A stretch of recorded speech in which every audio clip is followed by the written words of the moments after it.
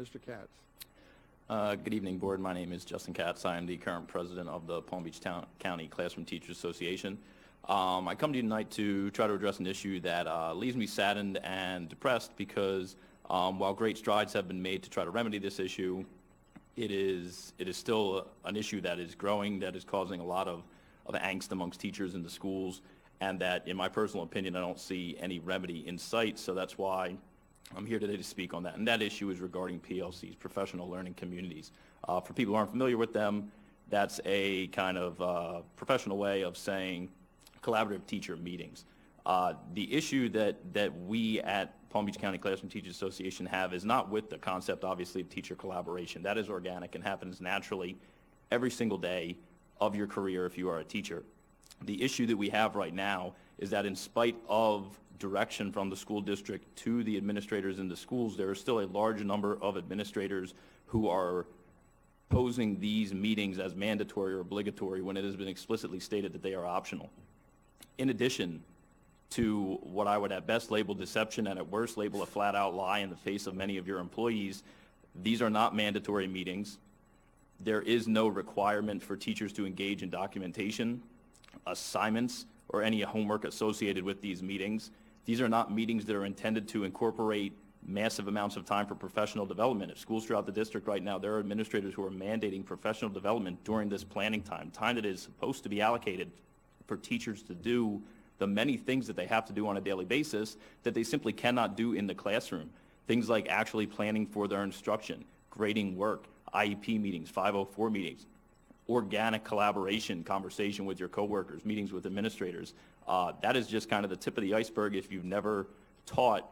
Your planning time is consumed by any number of actual obligations to perform your duties as an instructor in the classroom and as an employee of the school district.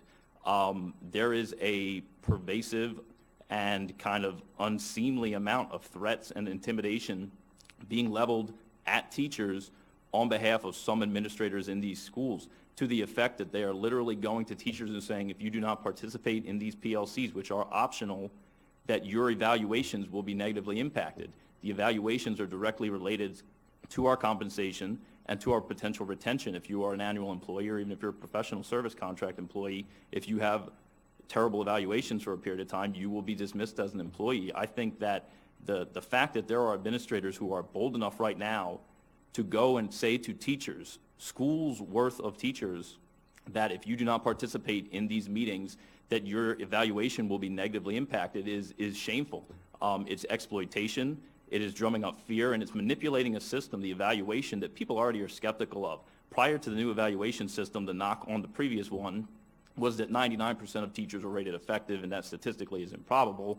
So we went to this new version as mandated by the state, and now it's something like 98% of teachers are rated effective. So nobody has faith in these evaluations as it stands, and our worst fear that a subjective use of these evaluations as a weapon against teachers is literally happening in schools. Now, I will commend the school district and the administrators who run it for attempting to address this issue, but the problem is, and I've requested on multiple occasions, I believe, and the Classroom Teachers Association believe, that there needs to be a definitive public statement to administrators and teachers to the effect that these are optional meetings. It has been said to me numerous times, it's been stated in a bulletin.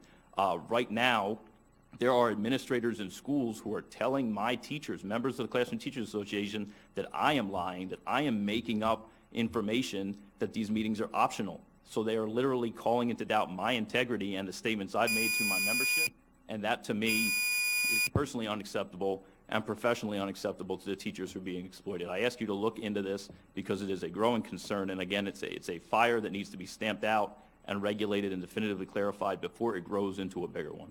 Thank you very much. Thank you very much.